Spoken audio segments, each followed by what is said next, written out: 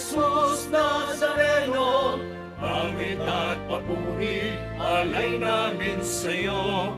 Dinggin ang dalangin at pagsamo ng bayan mo. Viva poong Jesus Nazareno.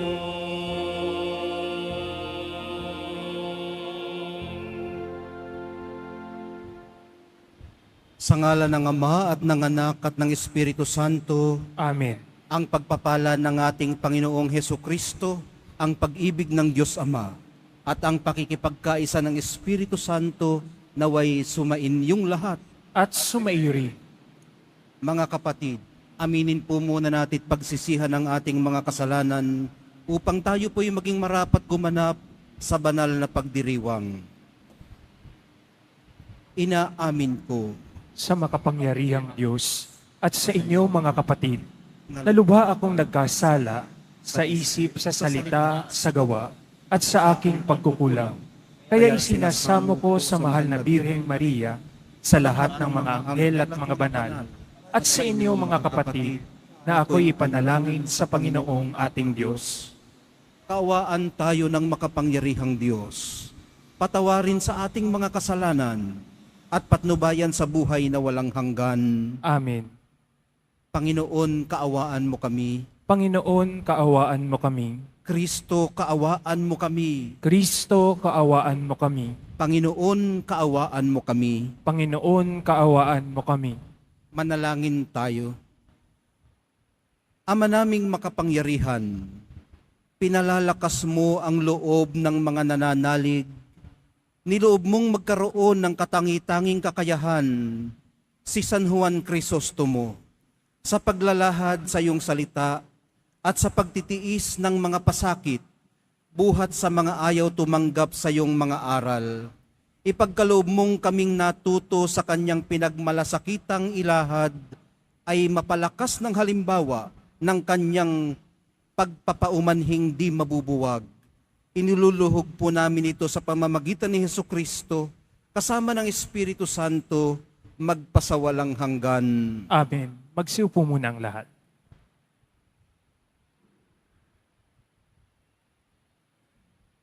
Pagbasa mula sa unang sulat ni Apostol San Pablo sa mga taga-Korinto.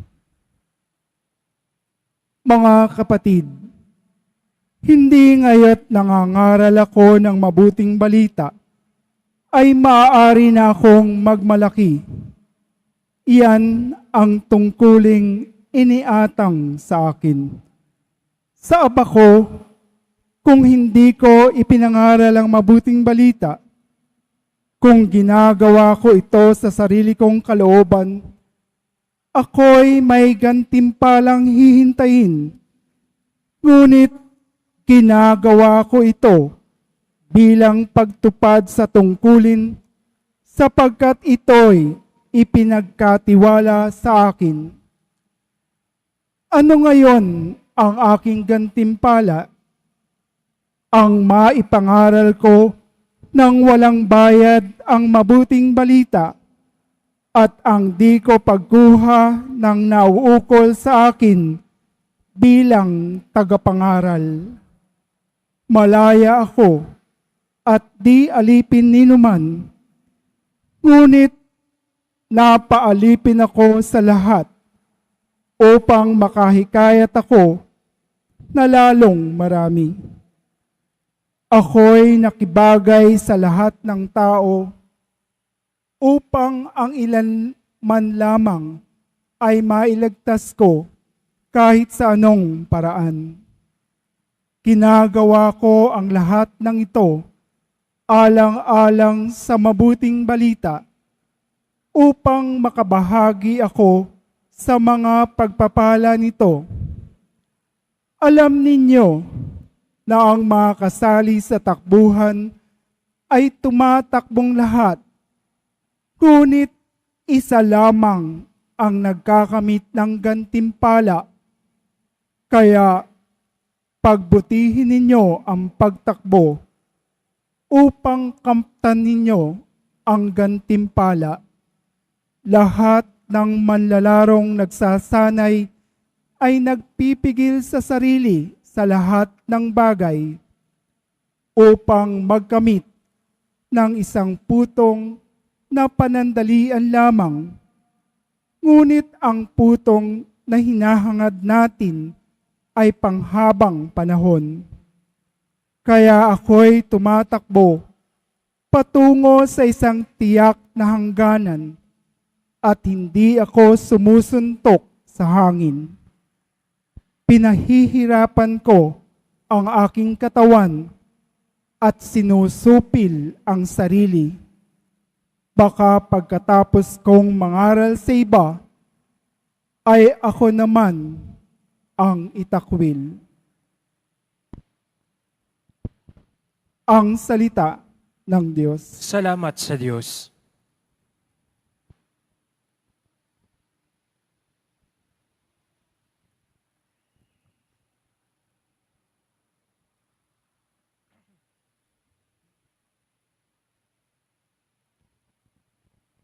Ang templo mo'y aking mahal, Diyos na makapangyarihan. Ang templo mo'y aking mahal, Diyos na makapangyarihan. Nasasabik ang lingkod mong sa patio mo ay pumasok. Ang buo kong pagkatao'y umaawit na may lugod. Sa masayang pag-awit ko, pinupuri, buhay na Diyos. Ang templo mo'y aking mahal, Diyos na makapangyarihan. Panginoon, sa templo mo, mga mayay nagpupugad, maging ibong layang-layang, sa templo mo'y nagagalak. May inakay na kalinga sa tabi ng iyong altar. O poon, hari namin at Diyos na walang kupas. Ang templo mo'y aking mahal, Diyos na makapangyarihan. Mapalad na masasabi, silang dooy tumatahan at palaging umaawit, nagpupuring walang hanggan. Ang sa iyo umaasay, masasabing mapalad din. Silang mga naghahangad na sa siyo'y makarating. Ang templo mo'y aking mahal, Diyos na makapangyarihan. Ikaw ang haring dakila, ang tunay naming sanggalang. Kami pinagpapala mo sa pag-ibig mo at dangal.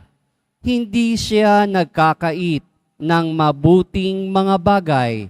Sa sinumang ang gawain ay matuwid at marangal. Ang templo mo'y aking mahal, Diyos na makapangyarihan.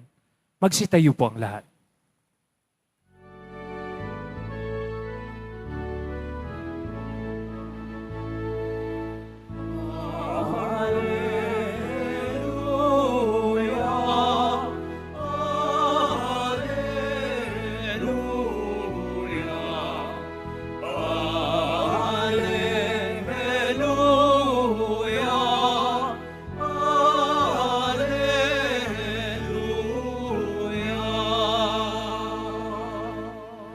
Amang Diyos ni Hesukristo,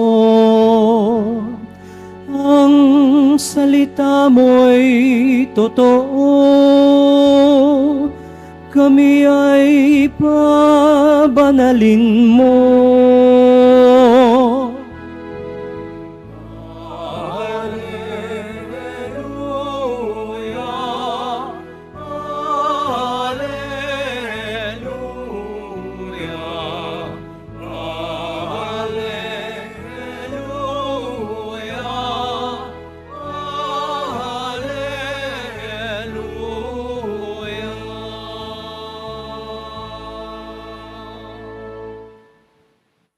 Sumainyo ang Panginoon. At sumaiyo rin. Ang mabuting balita ng Panginoon ayon kay San Lucas. Papuri sa iyo, Panginoon. Noong panahong yun, tinanong ni Jesus ang kaniyang mga alagad ng patalanghaga, "Maaari bang maging taga-akay ng bulag ang isa ring bulag? Kapwa sila mahuhulog sa hukay kapag ginawa ang gayon. Walang alagad na higit sa kanyang guro. Ngunit kapag lubusang naturuan, siya'y magiging katulad ng kanyang guro. Ang tinitingnan mo'y ang puwing ng iyong kapatid, ngunit hindi mo pinapansin ang tahilan sa iyong mata. Paano mo masasabi sa iyong kapatid, kapatid, bayaan mong alisin ko ang iyong puwing, gayong hindi mo nakikita ang tahilang nasa iyong mata? Mapagpaimbabaw. Alisin mo muna ang tahilan sa iyong mata at makakakita kang mabuti. Sa gayoy maaalis mo ang puwing ng iyong kapatid. Ang mabuting balita ng ating kaligtasan. Pinupuri ka namin, Panginoong Hesukristo. Magsiupo muna ang lahat. Malugod po nating wine-welcome at sinasalo ang lahat nating mga kapatid at mga kadiboto sa maluwalhating pag-uwi sa tahanan ng Nazareno. Talagang buong maghapon pag-Biyernes, mga kapatid, at maging sa buong magdamag mamaya, lahat ng daan sa Maynila ay patungo rito sa Quiapo. Sa Paterno ka man dumaan, Evangelista, Carriedo, Quezon Boulevard, Plaza Miranda, sa overpass ka man dumaan o sa underpass, ang tiyak nating hangganan ay dito sa kaniyang dambana. Paglalakbay ng may patutunguhan, gaya ng sinasabi ni Apostol Pablo kanina sa unang pagbasa. At sa biyahe pa lang, literal na pinahihirapan natin ang ating katawan at sinusupil ang ating sarili. Idagdag pa ang maraming dapat tiisin. Ano pa nga ba ang hindi natin kayang isakripisyo para sa putong na panghabang panahon? Sa bawat deboto'y may tungkuling iniatang ang mabuting balita. Sa aba natin kung hindi natin ito isabuhay. Salamat kay Apostol Pablo, naiintindihan po natin ngayon kung ano ba talaga ang ibig sabihin ng mahal na poong Jesus Nazareno sa sinasabi niyang mga sa aba ninyo. Napakaraming ganyan tayong nabasa nitong nakaraang linggong ito. Sa aba ninyo. Base sa paraan ng pagkakasabi ni Pablo, ni Apostol Pablo, si Pablo yung kanina, yung nagbasa ng unang pagbasa. Base sa paraan ng pagkakasabi ni Apostol Pablo, na sa aba ko, kung hindi ko ipangaral ang mabuting balita, nalalaman po natin na hindi pala ito pagsumpa. Pag sinabi mo sa iyong kapwa, sa aba mo, ibig sabihin nun, kaawa-awa ka naman kapatid. Habag na habag ako sa iyo. Awang-awa ako sa iyo. Ganon ang ibig sabihin. Hindi ito pagsumpa, pagkondina, o panlalait, kundi pagpapahayag ng habag at awa. Sa ibang pagkakasabi o sa ibang paraan, maaaring ganito ang kanyang tinutukoy. Ang tinutukoy ni Apostol Pablo. Kaawa-awa ako kung hindi ako mangangaral dahil ito ang tungkulin ko. Kung hindi ko ito gagawin ng may tiyak na direksyon at pagsupil sa sarili, suntok lamang ito sa hangin. At para akong bulag na umaakay sa kapwa bulag. Tandaan po nating ang meron ay dadagdagan pa at ang wala ay kukunan pa. So mga kapatid, mahalaga po na malinaw sa atin ang ating vision. Pwede nyo yung i-interpret as pangitain sa Tagalog, yung vision, o yung mga pamilyar sa mga organizational idioms and languages, mission, vision, and objectives. Yan yung MVOs ng mga paaralan ninyo, ng inyong mga universities, mga organizations, mahalagang malinaw sa atin kung saan tayo pupunta at kung saan natin dadalhin ang ating mga inaakay. Nakakamit po ang malinaw na paningin. Pwede ring vision as pangitain or vision as paningin. At nakakamit po ang malinaw na pangitain o paningin pala kung ang alagad ay may kababaang loob na huwag masyadong magmagaling kaysa sa kanyang guro. Ay di kung gagaling pa siya pagkatapos niyang matrain o maturuang mabuti, ay di mas mabuti. Huwag lamang magmagaling na masyado. Otherwise, kabiguan po ito ng guro o ng trainer. Basic na kabiguan. At syempre, mabuti rin po kung may kapakumbabaan siyang tumanggap ng puna o kritisismo, mga comments, feedbacks mula sa iba. Kahit ang iba ay katulad niyang kapuna-puna rin. Sa ganang kanila, yung mga pumupuna na kapuna-puna rin, makakatulong naman kung pupunahin din muna nila ang kanilang sarili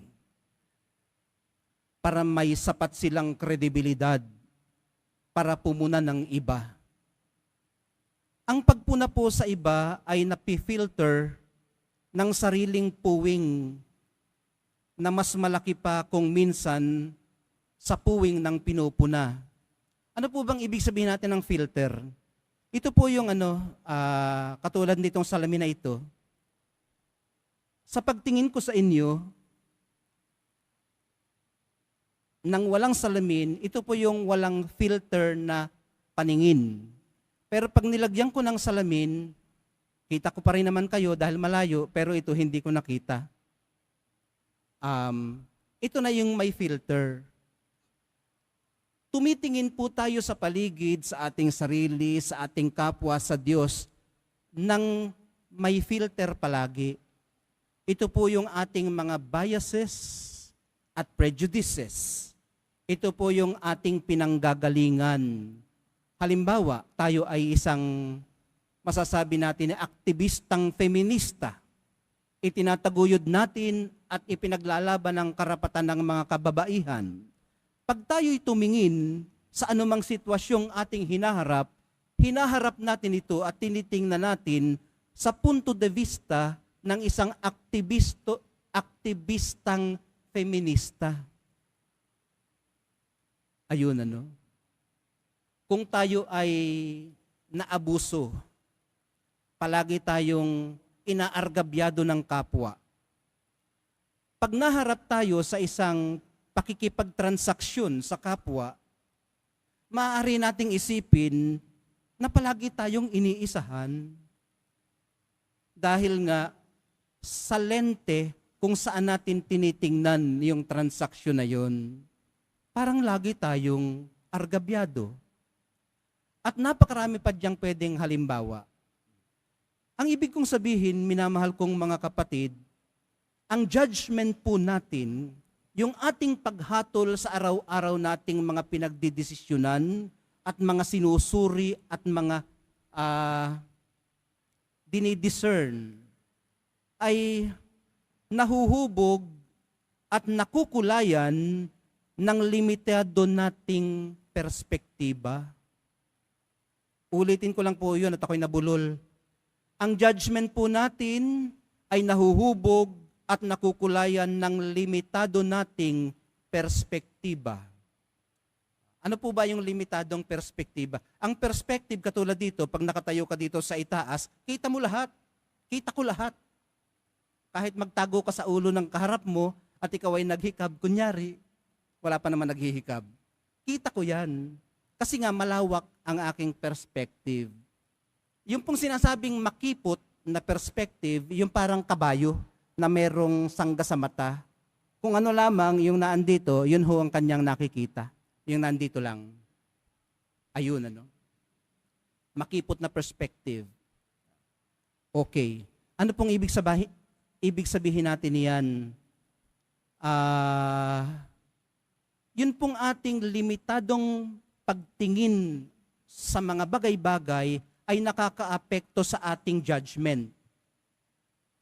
Pati po yung ating ideolohiya, yung ating mga prinsipyo sa buhay, pati na rin yung ating mga hilig, yung ating mga preferences. Siyempre, pag ang gusto ko halimbawa ay asul, mayroon diyang asul at mayroon diyang dilaw, alin ang aking pipiliin? Ay di yung asul. Ano ho? Bukod sa perspektiba, sa ideolohiya, sa hilig, preferences, pati yung ating timplada, sa mga sabihin na natin na kailangang may tamang supply ng sugar sa katawan, kailangang sapat ang ating sugar sa katawan para maganda ang ating mood. So, pagka medyo kinulang tayo, naapektuhan pati yung ating disposition, pati yung ating attitude, at yung ating pakikitungo, pati ang ating paraan ng pag-iisip. Maaari din namang may kalabuan talaga ang ating mga mata at may kaguluhan ang ating pag-iisip. So lahat ng ito mga kapatid, nakakaapekto sa ating pagtingin sa buhay at sa mga pwede pang ihatid ng buhay sa atin. At kung paano tayo nabubuhay. Ano't anuman, mga kadiboto, hindi rin naman talaga madaling pumuna nang walang ibang batayan maliban sa sarili nating bias. Karamihan din naman talagang kritisismo na ibinabato natin ay projection ng ating sariling kakulangan. O pag ang nakikita lagi natin ay napakahina naman ito palagi, ay baka yung sarili nating kahinaan, ang nakikita natin, ibinabato lamang natin sa ating kapwa na ine-expect nating palaging malakas.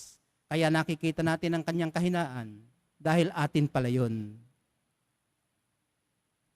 Kung minsan, ito ay apektado rin ng ating mga kapintasan, hindi lang ng kahinaan, kundi sariling kapintasan. Kung pintasero ka halimbawa, tingnan mo rin ang iyong sarili. Baka napakarami ding kapintas-pintas sa iyong sarili. So mga kapatid, posible ba talagang pumuna na nanggagaling sa malinis na pakay at purong layunin?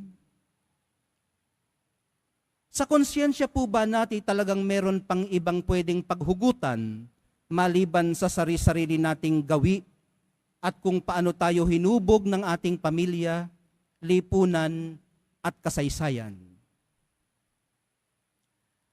Ang matingkad na hamong naiiwan para sa atin ngayon, mga kadiboto, ay ang pagpapanatili ng kababaang loob. Pag-usisa muna ng sarili at pag-iingat sa pagpuna. Ang pagpuna po kasi ay kinakailangang nakahihikayat ng malalimang pagsusuri sa sarili, ng pinupuna at ng pumupuna, at hindi nakabase sa tinitindigang ideolohiya, sa binibitbit na advokasya at pansariling gusto o ayaw lamang. Nakabase po sana ito, pakinggan niyo po itong mabuti mga kapatid, nakabase po sana ang pagpuna sa matibay na prinsipyo ng dignidad ng tao, ng pangkalahatang ikabubuti, ng pananagutang pangpamayanan, at pagkiling sa mga dukha. 4. Natatandaan niyo lahat. Uulitin ko na lang, baka sakaling may matandaan kahit isa. Nakabase po sana ang pagpuna sa matibay na prinsipyo ng dignidad ng tao, human dignity, pangkalahatang ikabubuti, common good, pananagutang pampamayanan, subsidiarity, at pagkiling sa mga dukha, preferential option for the poor. Sa pagtataguyod nawa ng mga prinsipyong ito, tayo dalhin ng ating mga pagpuna at pagtanggap ng mga puna. Manggaling nawa ito at mapunta sa mga pusong dalisay. Ibigay nawa ito at tanggapin ng may kaakibat na awa, respeto, at malasakit.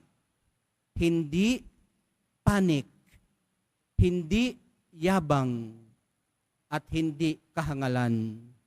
Isaisip po natin laging ang tunay na makakristyanong kritisismo ay kababakasan ng pagkalinga, kabutihan, at katiwasayan.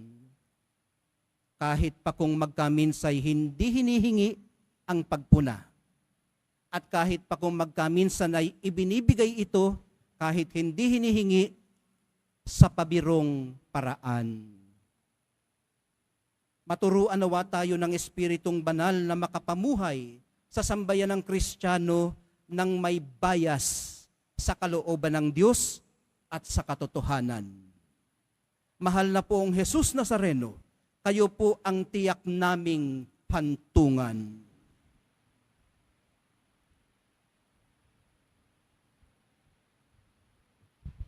Magsitayo po ang lahat.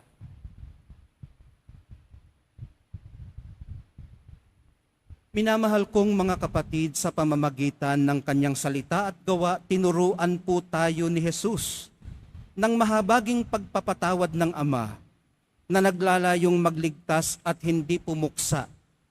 Masundanawa natin ang kanyang halimbawa habang nananalangin tayo sa Ama. Aming Ama, matulad nawa kami sa iyo. Aming Ama, matulad nawa kami sa iyo. Ang simbahan naway piliin ang daan tungo sa pagpapatawad, katarungan, katotohanan at pag-ibig. Manalangin tayo. Aming Ama, matulad nawa kami sa iyo. Ang tapat at maliliit na mamamayan naway hindi mailigaw ng mga ditunay at mga ambisyosong pinuno. Manalangin tayo. Aming Ama, matulad nawa kami sa iyo.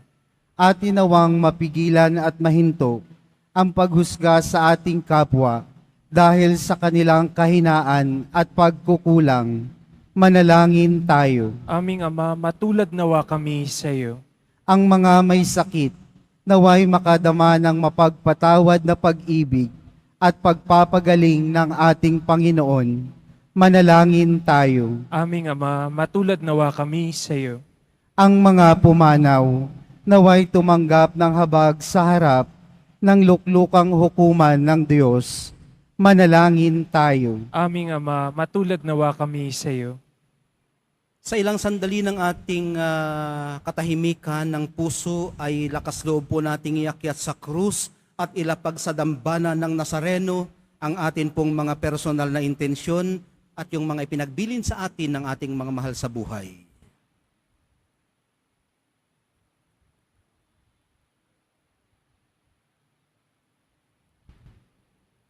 Manalangin tayo. Aming Ama, matulad nawa kami sa iyo. Panginoon, buksan mo ang mga mata ng lahat ng tao na nawalay na sa landas ng buhay. Sa iyong biyaya, akayin mo kaming pabalik sa iyo na nagmamahal sa lahat. Hinihiling po namin ito sa ngalan ni Kristong aming Panginoon. Amen. Magsiupo muna ang lahat.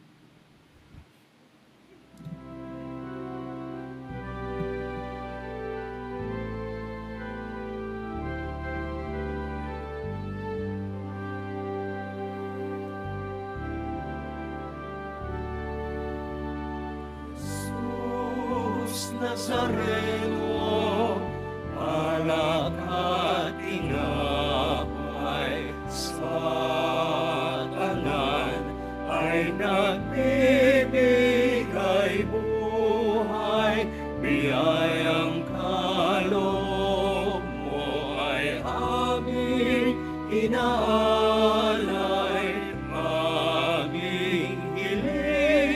pagpapalat, buhay na dalisay.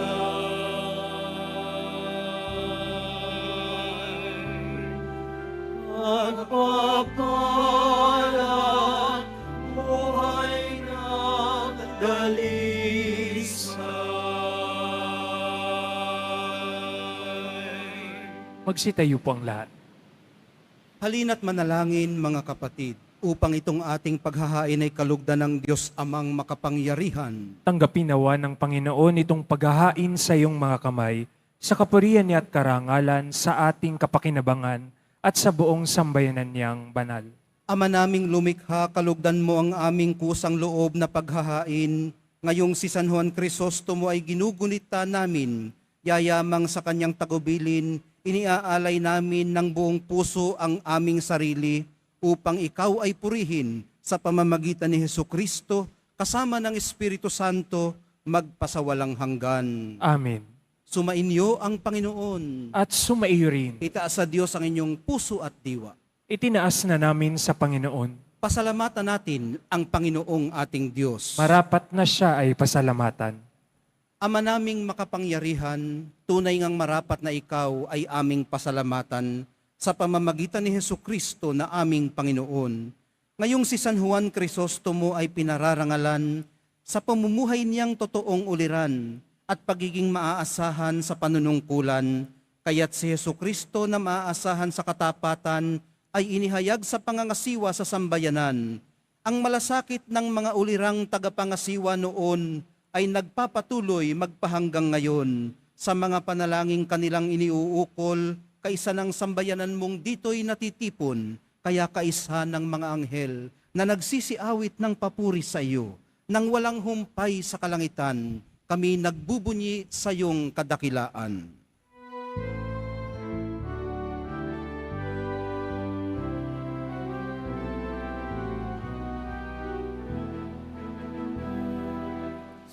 Santo, Santo, Santo, Panginoong Diyos ng mga hukbo, napupuno ang langit at lupa ng kadakilaan mo.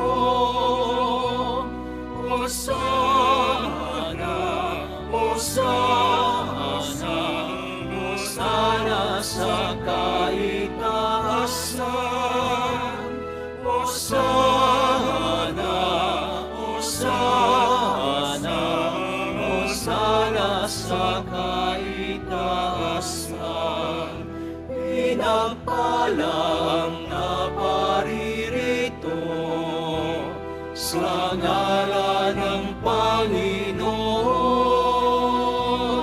Hosana, Hosana, Hosana sa kaitaasan. Hosana, Hosana, Hosana sa kaitaasan. Magsilud po ang lahat. Ama naming banal, ikaw ang bukal ng lahat ng kabanalan, kaya't sa pamamagitan ng iyong Espiritu, gawin mong banal ang mga kaloob na ito upang para sa amin maging katawan at dugo ng aming Panginoong Hesukristo. Bago niya pinagtiis ang kusang loob na maging handog, hinawakan niya ang tinapay, pinasalamatan kaniya, pinaghati-hati niya iyon, iniabot sa kanyang mga alagad at sinabi, tanggapin ninyong lahat ito at kanin, ito ang aking katawan na ihahandog para sa inyo.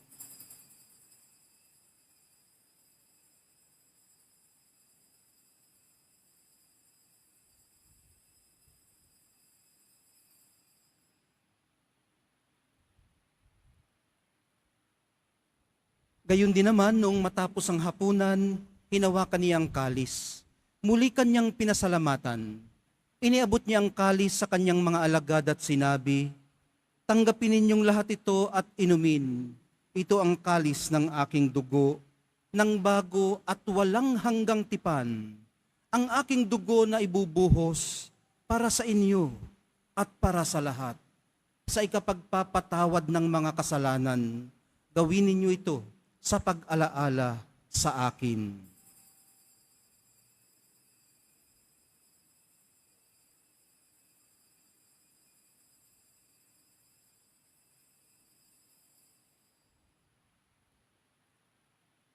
Magsitayo na po ang lahat.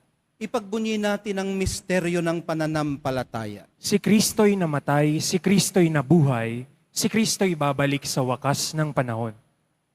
Ama, ginagawa namin ngayon ang pag-alala sa pagkamatay at muling pagkabuhay ng iyong anak. Kaya tiniaalay namin sa iyong tinapay na nagbibigay buhay at ang kalis na nagkakaloob ng kaligtasan. Kami nagpapasalamat dahil kami yung minarapat na tumayo sa harap mo para maglingkod sa iyo. Isinasamo namin kaming magsasalo-salo sa katawan at dugo ni Kristo ay mabuklod sa pagkakaisa sa pamamagitan ng Espiritu Santo. Ama, lingapin mo ang iyong simbahang laganap sa buong daigdig. Puspusin mo kami sa pag-ibig. Kaisa ni Francisco na aming Santo Papa at ni Jose na aming Arsobispo, ng lahat ng mga obispo't kaparian at ng iyong piniling sambayanan. Alalahanin mo rin ang mga mahal namin sa buhay na nahimlay, nang may pag-asang sila'y muling mabubuhay, gayon din ang lahat ng mga pumanaw. Kaawaan mo sila at patuloyin sa iyong kaliwanagan. Kaawaan mo at pagindapatin kaming lahat na makasalo sa iyong buhay na walang wakas. Kaisa ng mahal na Birheng Maria na ina ng Diyos, ng kabiyak ng puso niyang si San Jose, kaisa ng mga apostol, ni San Juan Bautista, at ng lahat ng mga banal, gaya ni San Juan Crisostomo, na namuhay dito sa daigdig ng kalugod-lugod sa iyo, maipagdiwang nawa namin ang pagpupuri sa ikararangal mo sa pamamagitan ng iyong anak na aming Panginoong Hesu Kristo. Sa pamamagitan ni Kristo, kasama niya at sa Kanya, ang lahat ng parangal at papuri ay sa iyo, Diyos Amang makapangyarihan, kasama ng Espiritu Santo, magpasawalang hanggan. Amen. Amen.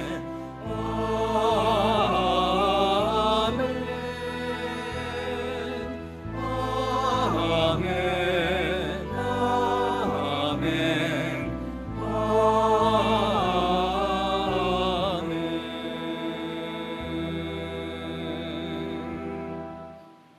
Sa tagubilin ng mga nakagagaling na utos at sa turo ni Jesus na Panginoon natin at Diyos, ipahayag po natin ang lakas loob.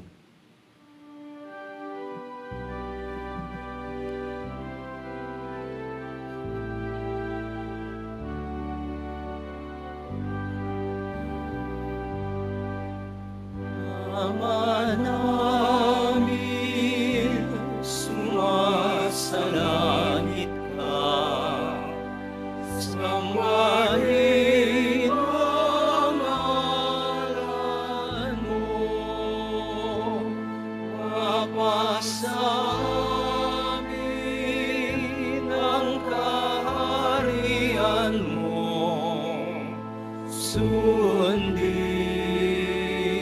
ang loob mo, dito sa lupa sa langit.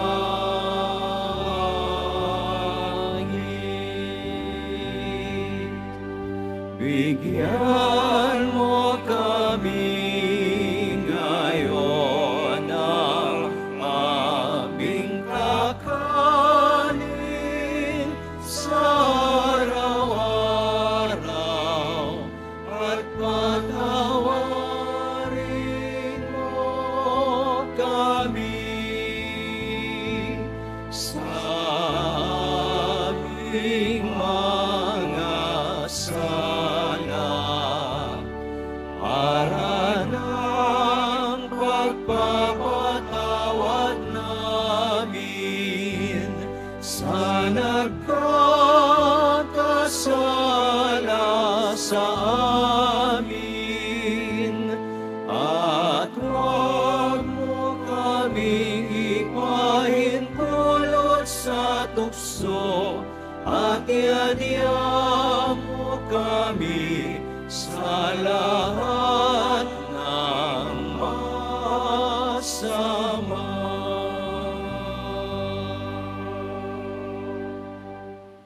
Hinihiling po namin kami iadya sa lahat ng masama, pagkalooban ng kapayapaan araw-araw, iligtas sa kasalanan at ilayo sa lahat ng kapahamakan, samantalang aming pinananabikan ang dakilang araw ng pagpapahayag ng tagapagligtas naming si Hesukristo. Sapagkat iyo ang kaharian at ang kapangyarihan at ang kapurihan magpakailanman. Amen. Panginoong Hesukristo, sinabi mo sa iyong mga apostol, kapayapaan ang iniiwan ko sa inyo, ang aking kapayapaan ang ibinibigay ko sa inyo. Tunghayan mong aming pananampalataya at wag ang aming pagkakasala. Pagkalooban mo kami ng kapayapaan at pagkakaisa ayon sa iyong kalooban, kasama ng Espiritu Santo, magpasawalang hanggan. Amen. Ang kapayapaan ng Panginoon ay laging sumainyo. At sumaiyo rin. Magbigayan po kayo ng kapayapaan sa isa't isa.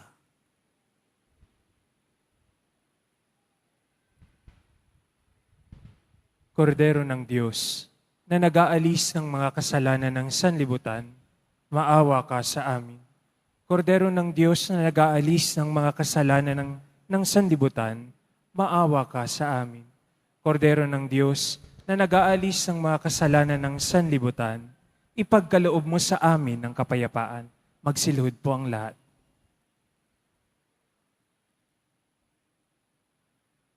Ito ang kordero ng Diyos. Itong nag-aalis ng kasalanan ng sanlibutan. Mapapalad ang mga inaanyayahan sa piging ng kordero. Panginoon, hindi ako ako karapat-dapat na magpatuloy sa iyo. Ngunit sa isang salita mo lamang ay gagaling na ako.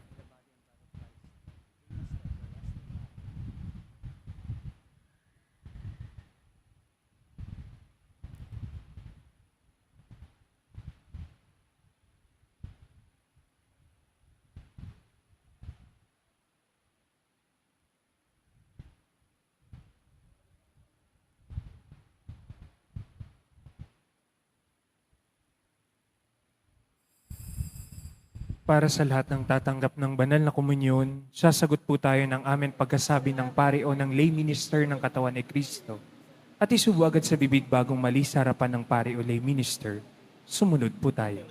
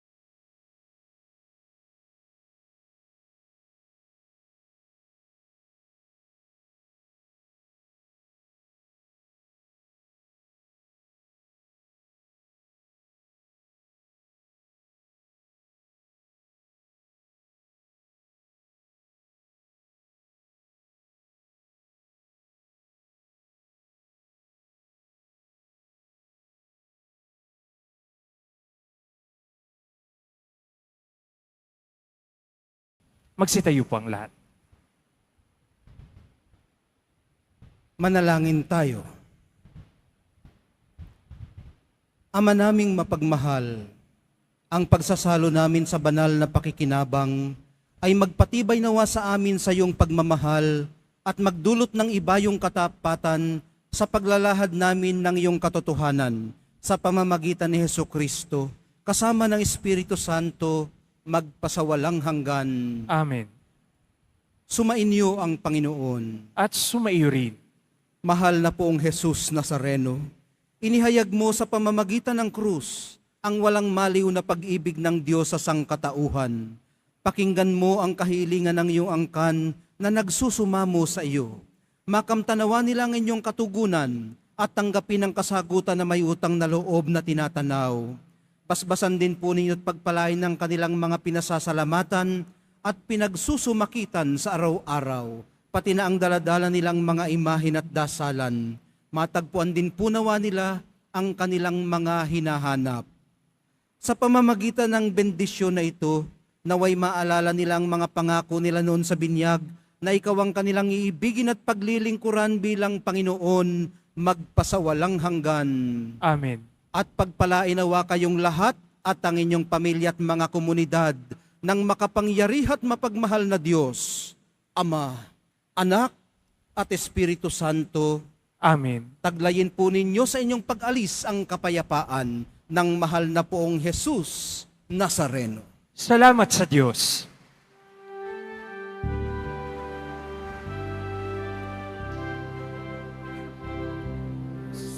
Padre Jesus Nazareno, sinasamba ka namin,